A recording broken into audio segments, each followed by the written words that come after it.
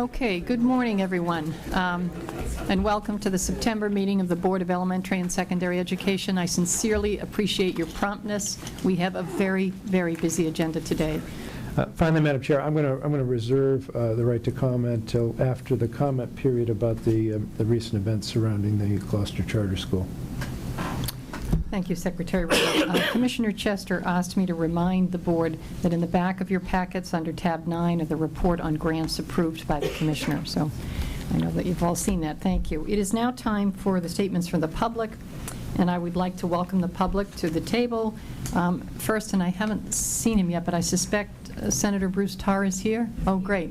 Welcome, Senator. Nice to see you again. Please join us.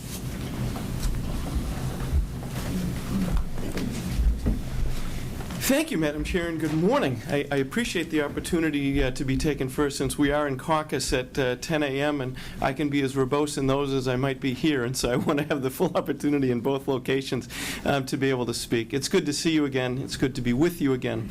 I'm sorry that we're with each other under the circumstances, however, that we find ourselves in, which are extraordinarily difficult, not only for the situation that involves Gloucester, but I now think for the situation that involves the charter school process in general.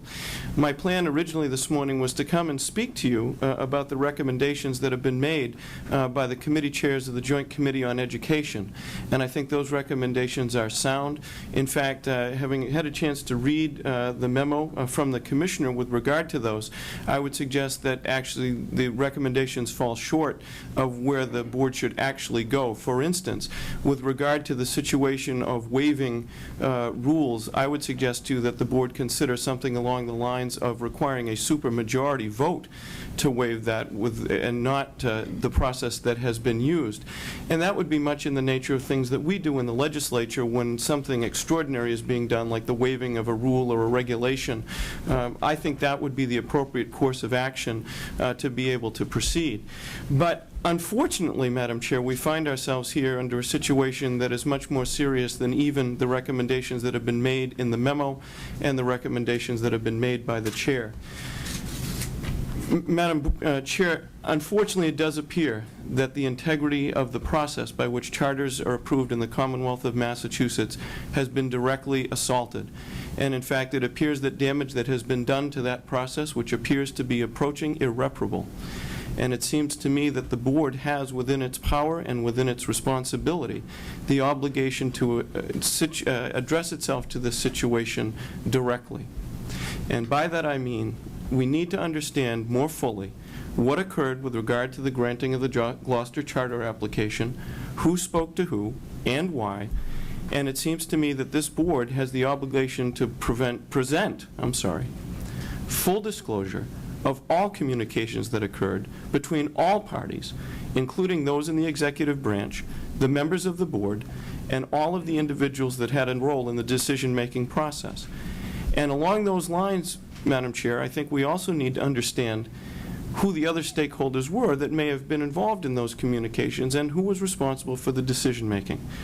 Now, Madam Chair, I'm well aware that by correspondence and statement and by my own conversations with the Secretary, that his assertion is, and I have no reason to disbelieve this, that he did not communicate with any of you with regard to this decision that was made with regard to the charter.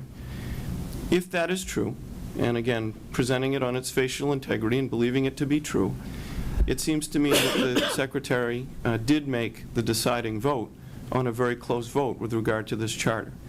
And that alone should lead to the reopening of this process, the reconsideration of all the factors that were involved in it, because the proponents of the charter in this instance deserve better than beginning a charter school, which is an incredible experiment by anyone's measure, under a cloud that seems to be getting darker and darker and darker. And so we have a group of concerned proponents in Gloucester who've worked incredibly hard to put together an application. And I will use all the discipline that I have, Madam Chair, not to get into the merits of that application, because this is not the appropriate place for that. But what it is the time to do is say that my constituents deserve to be treated fairly. And the proponents of that application deserve better than the experience that they have had. and the opponents of that deserve to be treated better. And in general, Madam Chair, all of those that come before this board need to understand that while political calculus is involved in every decision that we all make, I think that's human nature, that it should not have undue influence and it should not be the guiding force in decisions that are being made. Now, I understand that the board works very hard to have an objective opinion, to understand these situations, and to be able to make reasonable, justifiable decisions. But I would suggest to you that the facts in this case dictate a reexamination of all of those things. Madam Chair, I hope that the board will revisit this, will take action to address this extraordinary and extraordinarily difficult situation, and guide its own destiny. Absent that, I would recommend to the Inspector General a review of the situation so that we can have the facts and an understanding of what's happened before us.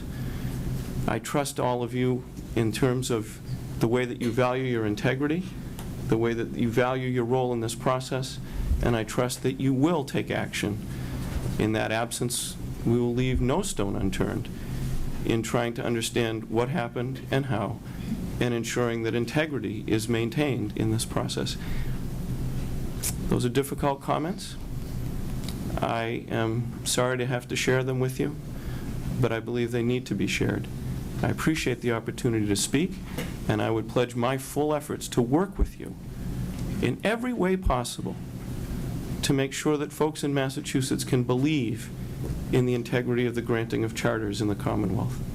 Appreciate the opportunity. Thank you. Thank you very much, Senator Tarr. We appreciate your comments. Let me welcome Representative Ann Margaret Ferrante to join us. Nice to see you again, Ann Margaret. Thank you for being with us.